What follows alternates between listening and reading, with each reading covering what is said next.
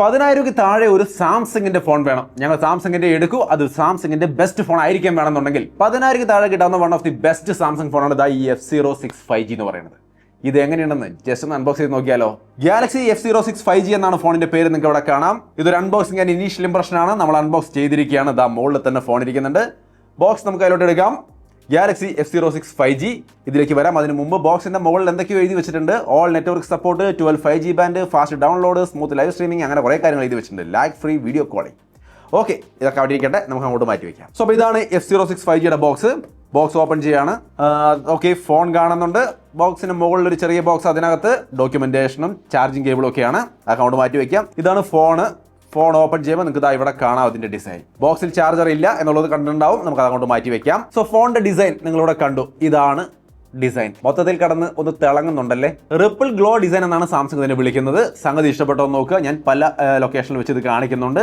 അതിന്റെ ഒരു ലുക്ക് ഇങ്ങനെയാണ് വരുന്നത്. ഈ ഒരു ഫോണിന്റെ പ്രധാനപ്പെട്ട ഹൈലൈറ്റ് ആയിട്ട് സാംസങ് പറയുന്നത് 12 5G ബാൻഡുള്ള ഒരു ഫോണാണെന്നാണ്. അതായത് നെറ്റ്വർക്ക് പോലുള്ള കാര്യങ്ങളിൽ പ്രശ്നം വരില്ല എന്നാണ്. ഞാൻ സിം ഇട്ട് കോളൊക്കെ ചെയ്ത് നോക്കി, വിഷയമൊന്നുമില്ല, സെറ്റാണ്. സോ നല്ല നെറ്റ്വർക്ക് റിസപ്ഷൻ ഉള്ള ഒരു ഫോണായിട്ട് നിങ്ങൾക്ക് തീർച്ചയായിട്ടും ഞാൻ പരിഗണിക്കാം. ഒപ്പം തന്നെ ഈ സെഗ്മെന്റിൽ സാംസങ് ഇങ്ങനെ ഒരു ഡിസൈൻ ഇത് ആദ്യമായിട്ടാണല്ലേ. ഒരു പുതിയ ന്യൂ സ്റ്റൈലിഷ് സ്ലീക്ക് ഡിസൈൻ എന്ന് തീർച്ചയായിട്ടും പറയാം. 8mm തിക്നെസ് ഒക്കെ വരുന്നുള്ളൂ. താഴെ speaker grill, type C port, main microphone, 3.5mm jack, FM radio support ചെയ്യുന്നുണ്ട് കേട്ടോ. നിങ്ങൾക്ക് ഇതിൽ 3.5 ജാക്കിൽ ഇയർഫോൺ കണക്ട് ചെയ്തിട്ടാൽ, വയർഡ് ഇയർഫോൺ കണക്ട് ചെയ്തിട്ടാൽ FM റേഡിയോ ഒക്കെ ഉപയോഗിക്കാൻ സാധിക്കും. റൈറ്റ് സൈഡിൽ വോളിയം ബട്ടൺ, പവർ ബട്ടണിൽ ഫിംഗർ പ്രിന്റ് സെൻസർ ഇന്റഗ്രേറ്റ് ചെയ്താണ് വരുന്നത്. പെർഫോമൻസ് നിങ്ങൾക്ക് ഇവിടെ കാണാം. ഒറ്റ ടാപ്പിൽ തന്നെ ഈസി ആയിട്ട് ഓൺ ആവുന്നുണ്ട്, വിഷയമൊന്നുമില്ല. കണ്ടോ. മുകളിൽ നോയ്സ് ക്യാൻസലിംഗ് മൈക്രോഫോൺ, ലെഫ്റ്റ് സൈഡിൽ സിം ട്രേ ആണ് വരുന്നത്.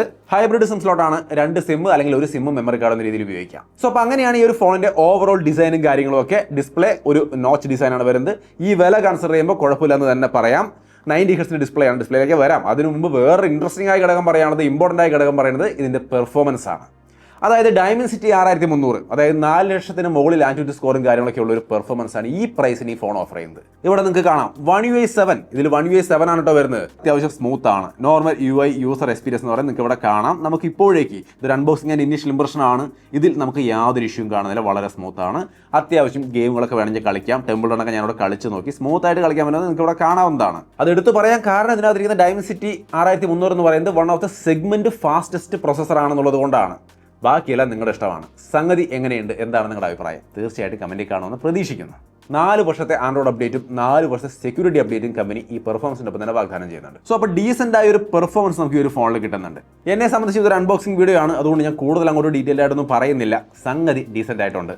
ഇനി ഇതിൻ്റെ ബാറ്ററി ചാർജിങ് 5000 mAh ബാറ്ററി ഈ ഫോണിൽ കൊടുത്തിട്ടുണ്ട്. ഒപ്പം തന്നെ 25 വാട്ടിൻ്റെ ഫാസ്റ്റ് ചാർജിങ് സപ്പോർട്ട് ചെയ്യുന്നുണ്ട്. ചാർജർ പക്ഷേ നിങ്ങൾ വാങ്ങിക്കണം, എന്നാലും വേണ്ടില്ല. ആ ഒരു ചാർജിങ് സ്പീഡ് നോക്കിയാൽ വൺ ഓഫ് ദി ബെസ്റ്റ് ആണ്. ഇനി ഇതിൻ്റെ ഡിസ്പ്ലേ നിങ്ങൾക്ക് ഇവിടെ കാണാവുന്ന പോലെ നല്ല ഡീസൻ്റ് ആയ ഡിസ്പ്ലേ ആണ്. സൈഡ് ബിസിൽസ് ഒക്കെ വളരെ കുറച്ചാണ് കൊടുത്തിരിക്കുന്നത്.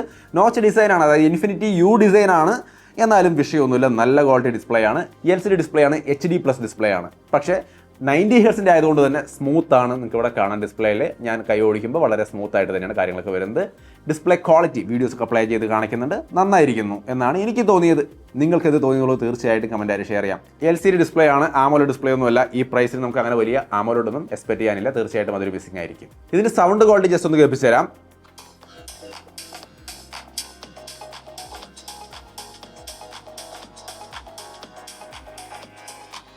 ഓക്കെ, അതാണ് അതിൻ്റെ സൗണ്ട് ക്വാളിറ്റി. കുഴപ്പമില്ല, പക്ഷേ സൗണ്ട് ഇത്തിരി കുറവാണ്. കുറച്ചും കൂടി നന്നാക്കാമായിരുന്നു എന്നുള്ളതാണ് എൻ്റെ ഒരു അഭിപ്രായം. അത് മാത്രം ഒന്ന് ഓർത്ത് വെച്ചോളൂ. ഇനി ഇതിൻ്റെ ക്യാമറ 50 MP മെയിൻ ക്യാമറയാണ് വരുന്നത്. 8 MP തന്നെ സെൽഫി ക്യാമറയും കൊടുത്തിട്ടുണ്ട്. സാമ്പിൾസ് കണ്ടു നോക്കാം. ഈ കാണുന്നതാണ് മെയിൻ ക്യാമറ സാമ്പിളുകൾ. എങ്ങനെയുണ്ട് സംഗതി? 10,000 താഴെയുള്ളൊരു ഫോണിൻ്റെ ഇമേജ് എന്ന് പറയുമ്പോൾ വലിയ കുഴപ്പമില്ല എന്നുള്ളതാണ് എനിക്ക് തോന്നുന്നത്. മോശം എന്ന് പറയേണ്ട ഒരു അവസ്ഥ കാണുന്നില്ല.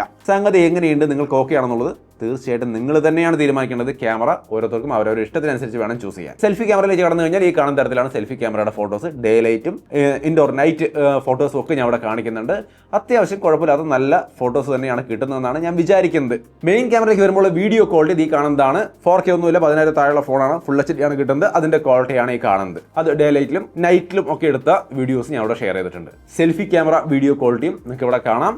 അത്യാവശ്യം തരക്കേടില്ലാത്ത ഒരു വീഡിയോസും കാര്യങ്ങളൊക്കെ നമുക്ക് ഈ ഒരു ഫോൺ തരുന്നുണ്ട്. സോ ക്യാമറ വൈസും വലിയ കുഴപ്പമില്ലാത്തൊരു സെറ്റപ്പ് തന്നെയാണ് സാംസങ്ങിൻ്റെ F06 എന്ന് എനിക്ക് തോന്നുന്നു. ഇപ്പോൾ ഒരു അൺബോക്സ് ചെയ്ത് കാര്യം എടുത്തിട്ടേ ഉള്ളൂ.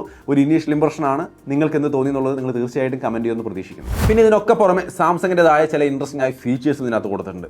അതായത് നമ്മൾ കോൾ ചെയ്യുമ്പോൾ പുറമേയുള്ള നോയ്സ് ഒക്കെ കട്ട് ചെയ്ത് കുറച്ചുകൂടി ഡീസൻ്റ് ആയിട്ട് കോൾ പോകാൻ വേണ്ടിയിട്ട് വോയിസ് ഫോക്കസ് എന്ന് പറയുന്ന ഒരു ഫീച്ചർ വരാറുണ്ട് സാംസങ് ഫോണിൽ. അത് ഇതിലവർ കൊടുത്തിട്ടുണ്ട്. നിങ്ങൾക്ക് ഇവിടെ കാണാം. കോൾ ചെയ്യുമ്പോൾ വോയിസ് ഫോക്കസ് എനേബിൾ ചെയ്ത് ഉപയോഗിക്കാവുന്നതാണ്.